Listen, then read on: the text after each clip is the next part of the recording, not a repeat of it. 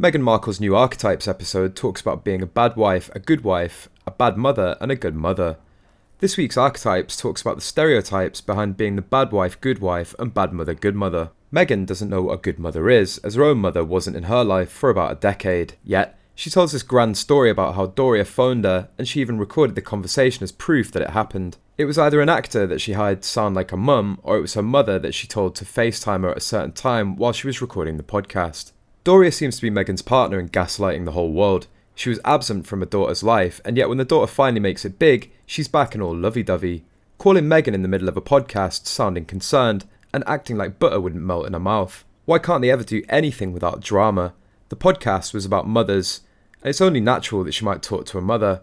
Why does she have to make it look like it was a totally natural call from mummy and she just happened to call in the middle of the podcast? It's come to light that Doria was receiving an allowance from the Harkles. All signs point to Doria being in on the grift. Doria gets paid big bucks to keep her mouth shut, stay out of sight, and do what she's told. So when her daughter tells her to randomly call in during the podcast, she's gonna call. Mama's got bills to pay. As anyone who's read about Meghan's childhood in Los Angeles might wonder, the idea of Ragland was on her own to raise Meghan. Meghan's statement in the latest episode of her Archetypes podcast, "She took care of me in the house and herself. She was juggling so much," is at odds with the many accounts showing that Meghan's father, Thomas Markle, was very much involved. From around the age of 9 until Meghan left for college, Meghan lived full-time with her father, a lighting designer for General Hospital, Married with Children, and other shows, according to Vanity Fair and the book, Revenge, Meghan Harry and the War Between the Windsors. Thomas Markle and others say he footed the bill for a private school education and was often responsible for transporting her to and from school. Meghan also once talked fondly about how her father brought her with him to the studio after school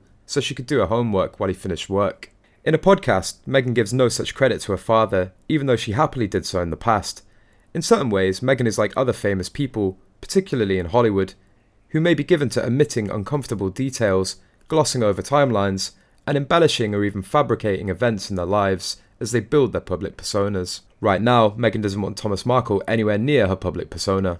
Tom Bower wrote in his book that Ragland in 1986 found it too difficult to care for a 5-year-old daughter, so Meghan would spend her afternoon after school with her friend Nanika. In the podcast, Meghan gives her husband Prince Harry a shout out for pitching in to help in the mornings, when she's juggling to get her children Archie and Lilibet awake, dressed, fed, and in Archie's case, off to preschool. The whole bad wife would be perfect for Meghan as she treats her husband like a piece of gum on the bottom of $1,000 stilettos, or however much they cost. This episode of Archetypes was an example of this. She doesn't refer to him by his name. All she refers to him as is my husband.